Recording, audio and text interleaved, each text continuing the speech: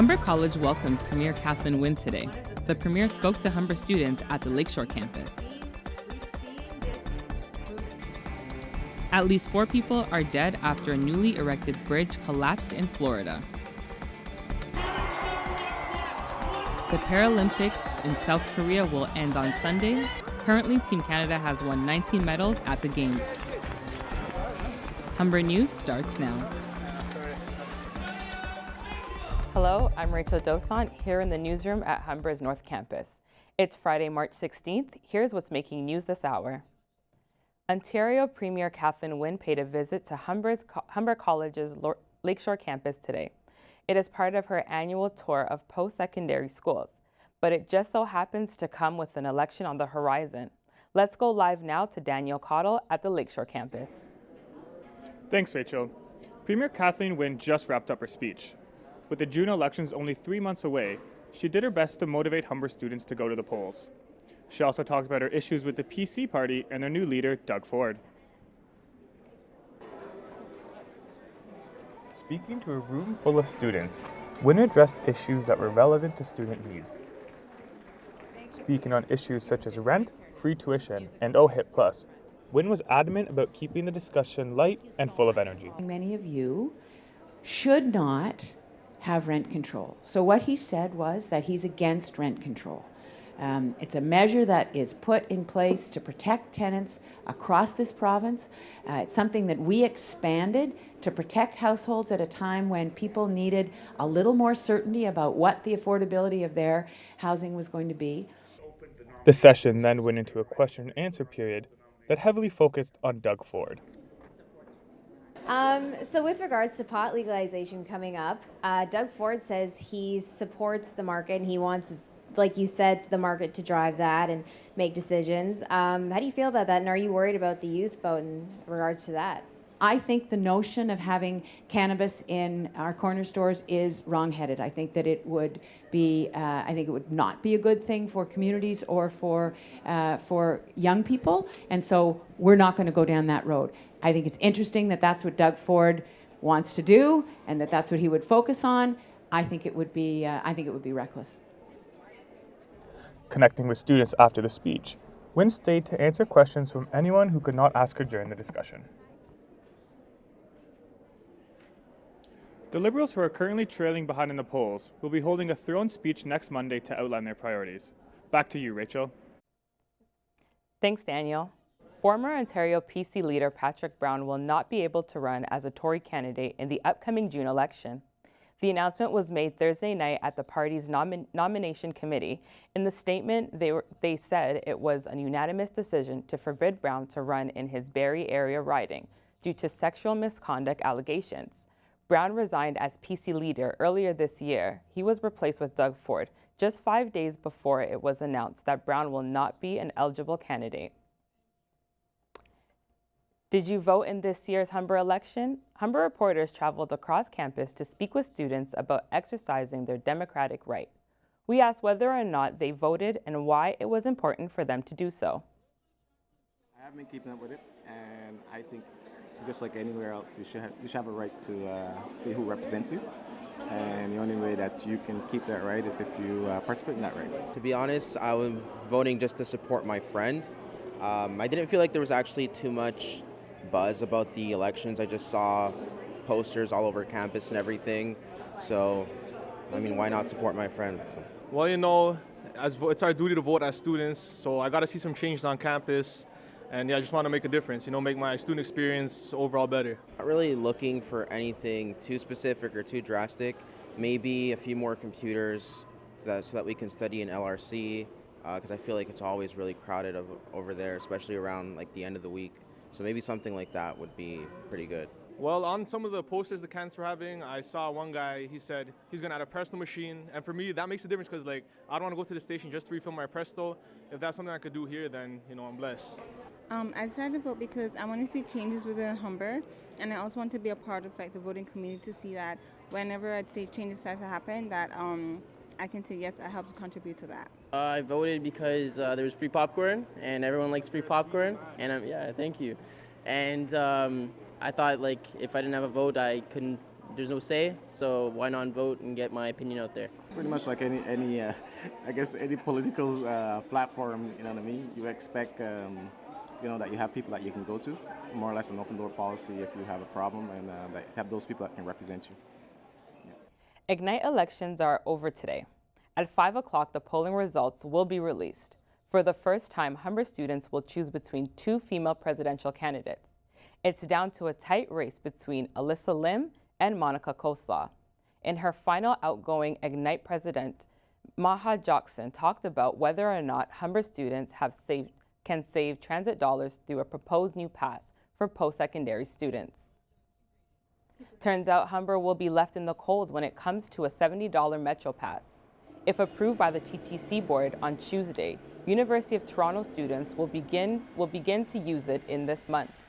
Jackson says there's little chance of Humber getting access to a cheaper pass. The U-Pass originated with a bunch of universities and colleges downtown, so universities like Ryerson, U of T, and then colleges as like George Brown, OCAD is a university, but those are like downtown core colleges or institutions chatted amongst themselves and said that they wanted to have like a universal pass, but their main transit provider is TTC. Never been involved in the conversation, but recently when TTC pushed forward that they are agreeing to this proposal, Jen McMillan, which is the Dean of Students at Humber College, was in that conversation, but Ignite was not a part of that conversation. But Humber will not be joining the U-Pass. Part of the problem is that too many transit routes service the area. The TTC wants no opt-out option for students in their tuition fees. For the pass to come to reality, TTC says U of T, Ryerson, OCAD, or George Brown will have to agree to a 4-year term. The GTA is full of ways to commute in and around the city. TTC, taxis, Uber, Lyft, and now DriveHer, which is an all-female ride service founded by a young woman named Aisha Adu. DriveHer is set to launch today and is an alternative for female travelers. The ride service hires female drivers only and only services female passengers. This project has been 2 years in the making, and the app will be available to download at 2 p.m. today on both Google Play and the App Store. Miami police confirmed today that 6 people have died from the collapse of a newly installed pedestrian bridge at Florida International University's Miami campus. The newly constructed bridge crashed to the ground around 1:30 p.m. Thursday and instantly trapped at least 8 vehicles. Florida Senator Marco Rubio tweeted Thursday that the cables that suspended the bridge had loosened and the engineering firm ordered that they be tightened. They were being tightened when it collapsed. A Miami police officer spoke to the media regarding the task force recovery efforts. As of last night's operational brief, it was determined by Miami-Dade Fire Rescue that they were going to relinquish their lead on the whole operation to the police department. So now this has turned into from a rescue to a recovery operation. What we're able to confirm to you at this point, you have to understand that this is a very slow process.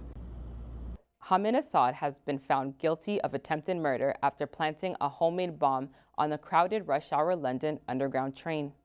Hassan, an asylum seeker, was convicted after an explosive device he built partially detonated at Parsons Green in West London last September. The explosion left 30 people seriously injured with severe burns to their skin, hair, and clothing. The bomb was made with a powerful mix of hydrogen peroxide and offset with a household kitchen timer as an indicator. The Guardian reports that Hassan stated he felt very bored, very depressed, and very confused while planning the attack. The judge said Hassan was convicted on overwhelming evidence. He is scheduled for sentencing next week. The Syrian refugee crisis intensifies as the war enters its 8th year.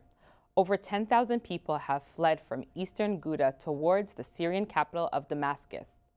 Airstrikes have killed 57 people in eastern Ghouta as forces attempt to capture the last big rebel bastion near Damascus. Syrian and Russia continues to advance despite the United Nations call for ceasefire. Government forces Russia and Iran have split the region into 3 separate enclaves.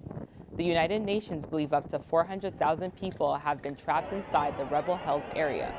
Civilians in the densely populated farm and satellite towns on the outskirts of the capital have no access to food or medicine. Both sides accuse each other of using civilians as human shields.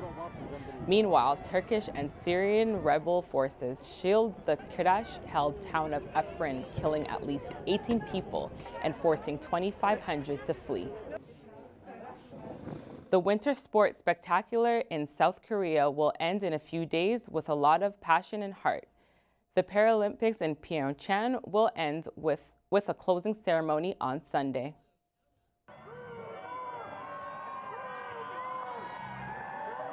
Canada sent 55 athletes to the Paralympic Games in South Korea.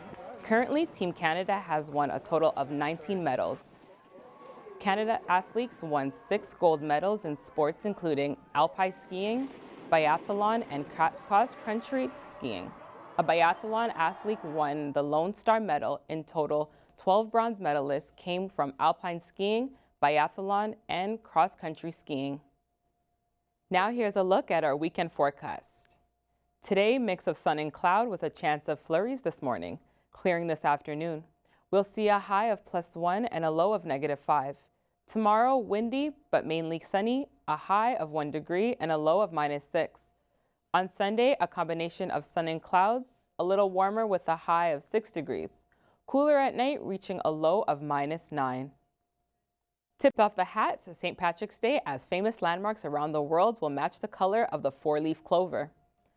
Tourism Ireland has released footage of some of the global icons that lit up green in 2017. Places such as the Great Wall of China, Niagara Falls, Colosseum in Rome, Brazil's Christ the Redeemer statue, plus so many other breathtaking landmarks lit up during last year's celebrations. This year will hold the same look of the Irish as the world lights up again. St. Patrick's Day honors the patron saint of Ireland and is celebrated on March 17th. That's all for today. Remember, you can head to humbernews.ca anytime for all the day's news and much more. Humber News is written and produced by journalism students, our technical crew, and students in the broadcast, television, and videography program. I'm Rachel Dosant. Thanks for watching. See you again next time.